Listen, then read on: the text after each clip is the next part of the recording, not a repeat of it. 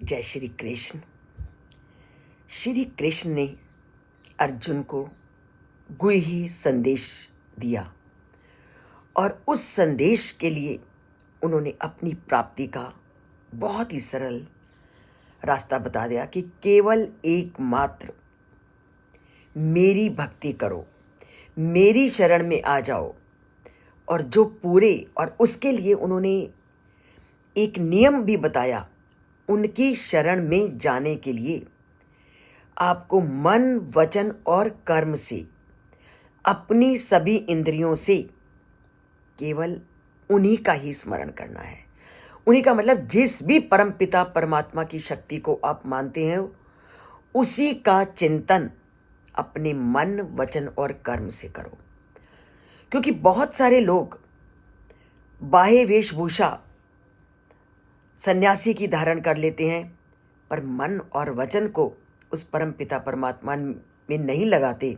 तो श्री कृष्ण ने पहले कह दिया कि पूरे मनोभाव से जो मेरी भक्ति करता है, मैं उसे सब पापों से मुक्त कर देता हूं। तो श्री कृष्ण ने केवल अपनी भक्ति या जिस भी आराध्य को तुम मानते हो, उसकी भक्ति में तन, मन, धन से लीन होने का रास्ता बताया है।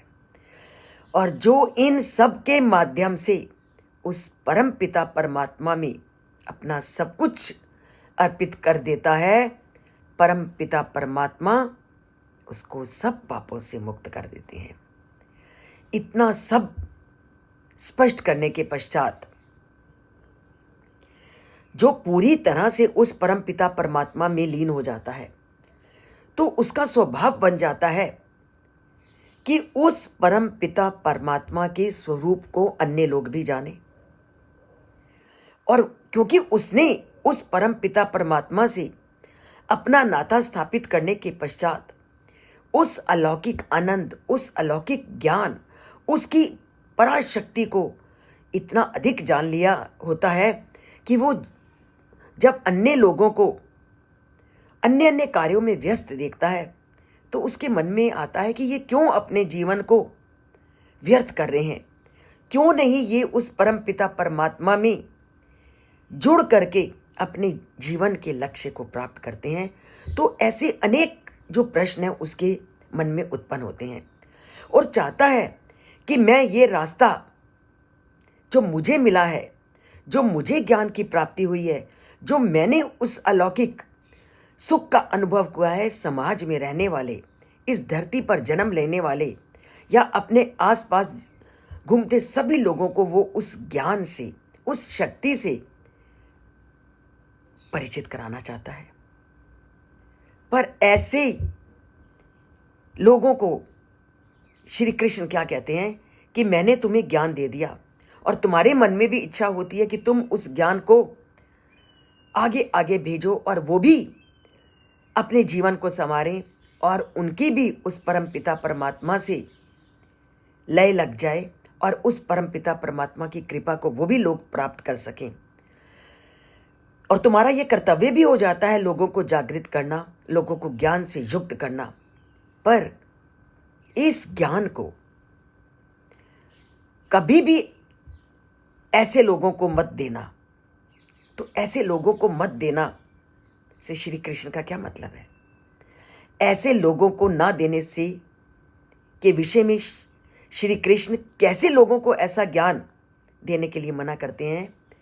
वो कहते हैं इदम ते ना आतपस्काये ना अभक्ताये कदाचन ना चा आशु श्रुषवे वाच्यम ना चा माम यो अभिसूयते। वो कहते हैं जो कभी भी मेरे उपदेश को नहीं सुनना चाहते, कभी भी मेरे बारे में सोचते नहीं, ऐसे लोगों को कभी मेरा उपदेश मत देना। और जिनका अपने पे नियंत्रण नहीं है, उनको भी मेरा उपदेश मत देना। ना अभक्त आए, जो भक्त नहीं है उनको भी मेरा उपदेश मत देना। और अतपस्काए, जो संयमी नहीं है, अर्थात जो अपने पे नियंत्रण नहीं रख सकते, जैसे मैंने इस गीता पाठ को जब शुरू किया तो मैंने बहुत सारे लोगों को ये अनुग्रह किया कि गीता एक अलौकिक ज्ञान है और उसे प्राप्त करना बहुत ज़रूरी है जीवन के लिए, अगर जीवन को सार्थक करना है। तो केवल 2 साल से मैं हर एक श्लोक को लिखकर और उसकी वीडियो बना करके लोगों के सामने भेज रही थी कि वो गीता के गूढ़ ज्ञान को समझे। कुछ पूरे 2 साल इस चैनल से जुड़े रहे, अब क्योंकि अब तो ये इसका काफ़ी अंश समाप्त होने को आ रहा है, पर कुछ अभी भी मुख्य विषय हैं जिनको स्पष्टीकरण अभी भी गीता के बाद चलेगा, जो कि जीवन के लिए ज़रूरी है। परंतु 1 दिन जुड़े, 2 दिन जुड़े, 3 दिन जुड़े और वही हमारा शब्द समय नहीं है। तो ऐसे लोगों के लिए इसलिए मैंने उन लोगों को कहना ही छोड़ दिया कि आप इसे सुनो या ना सुनो, क्योंकि श्री कृष्ण ने पहले ही सचेत कर दिया है कि जिनका अपने ऊपर संयम नहीं है, ये संयम की कमी होती है जब हम एक श्लोक के लिए भी समय नहीं निकाल सकते। अगर हमें अपने पर नियंत्रण हो तो एक श्लोक को सुनना या पढ़ना कोई मुश्किल काम नहीं है। तो उन्होंने पहला वर्ड क्या बोला? आतपस्काय, अर्थात जिनको अपने ऊपर संयम नहीं है उनको मेरा ज्ञान देने के लिए कभी मत देना। तो इसलिए मैंने छोड़ दिया कि 2 पढ़ो या ना पढ़ो वो तुम्हारी इच्छा। और दूसरा अभक्ताए, जो भक्त नहीं है छोड़ दो उनको भी, उनके भी सामने उस परमपिता परमात्मा का कोई नाम मत लो जो उस परमपिता परमात्मा का भक्त नहीं है, क्योंकि भक्त नहीं है तो वो हमेशा उस परमपिता परमात्मा से जिनकी भी लगन लगी है उनका भी उपहास करेंगे। तो जो भक्त नहीं है उनको भी मेरा ये ज्ञान मत देना, छोड़ दो उनको भी। और ना चा आशु श्रुशवे, और जो सुनना नहीं चाहते उनको भी ज़बरदस्ती मत करो। शुरू में मैंने कही, क्योंकि तब तक मैंने श्री कृष्ण के इस श्लोक को नहीं सुना था। अब मैंने छोड़ दिया, ये उनकी इच्छा है, वो सुने या ना सुने। वाच्यम नाचा यो माम अभिसूयति, और जो मेरे सुनने के इच्छुक नहीं है और जो परमात्मा को, आपने संसार में बहुत सारे लोग देखे होंगे जो उस परमात्मा को मानते नहीं है। मानते नहीं का मतलब श्री कृष्ण ने उनके लिए प्रयोग कर लिया जो द्वेष करते हैं। नेचुरली जो परमात्मा की बातों को सुनना ही नहीं चाहता, इसका मतलब उनकी उस परमपिता परमात्मा के प्रति श्रद्धा नहीं, अर्थात द्वेष की भाव। जब किसी के प्रति श्रद्धा नहीं तो वो भावना भी नहीं।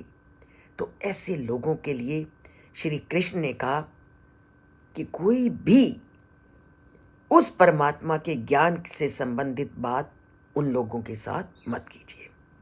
तो क्या कहा उन्होंने कि जो उपदेश को सुनना नहीं चाहते, जो संयमी नहीं है, जिनका अपने पर नियंत्रण नहीं है, जो परमात्मा के भक्त नहीं है, जो उन्हें सुनना नहीं चाहते, आध्यात्मिक विषयों को जानना नहीं चाहते, विशेष रूप से उन्हें भी नहीं सुनना चाहिए जो मेरे प्रति द्वेष रखते हैं। तो ऐसे लोगों के सामने कभी भी भक्तिपूर्ण बातों को मत करिए, क्योंकि आप भी उपहास का पात्र बनेंगे और परमात्मा का उपहास करके वो भी पाप के भागीदार बन सकते हैं। तो श्री कृष्ण ने उन्हीं लोगों को प्रेममयी भक्ति में बांधने के लिए व्यक्ति को बाधित किया है जिनके मन में उस परम पिता परमात्मा के प्रति प्रेम है, उन परम पिता परमात्मा के प्रति ज्ञान है, और जिसका उनमें लगन लग जाती है वो संसारिक कर्तव्य और पापों से अपने आप मुक्त हो जाते हैं और अपने आप उनके सभी कार्य पूर्ण हो जाते हैं जो उस परम पिता परमात्मा को जानने लगता है। पर उन्होंने एक शर्त इस प्रेममयी भक्ति के लिए रखी है कि आप परिपक्व अवस्था में, अर्थात जब तक तुम्हें पूरी तरह से ज्ञान नहीं हुआ और आप पूरी तरह से संसारिक कार्यों से अलग नहीं हुए, तब तक आप इस लोक और परलोक में रहेंगे। अर्थात ये जो लोग बहुत जल्दी संन्यास ले लेते हैं और जबकि उनका मन पूरी तरह से सांसारिक विषयों में लगा रहता है, ऐसे लोगों के लिए श्री कृष्ण ने पूर्ण रूप से कहा है कि जो 24-25 साल के आप युवा लड़के देखते हो, भगवे कपड़े पहन लेते हैं, वो कहते हैं कि कर्म संन्यास केवल उनके लिए है जो उसके पात्र हैं। हमारी अब पात्र कौन है, किसको कहेंगे कि ये संन्यास के पात्र हैं? तो वो कहता है इसका निर्णय भी आध्यात्मिक गुरु ही कर सकता है। आप देखते हो एक क्लास में जब अध्यापक जाता है, उसको सब बच्चों के बारे में पता चल जाता है कि ये इंटेलिजेंट है, ये एक्सटेंट और इंटेलिजेंट है, ये मीडियोकर है, ये बिलो एवरेज है। सभी छात्रों का अच्छी तरह से अध्यापक को 1 महीने के अंदर अंदर पता चल जाता है। और वही स्थिति श्री कृष्ण ने के सामने, लोगों के सामने रखी कि एक गुरु को अपने आध्यात्मिक मार्ग पर चलने वाले लोगों के बारे में पता चल जाता है। वह जान जाता है कि कौन वास्तविक रूप से इस मार्ग पर चलने में सक्षम है। केवल उसे ही इस मार्ग का, कौन सा मार्ग? कर्म संन्यास का।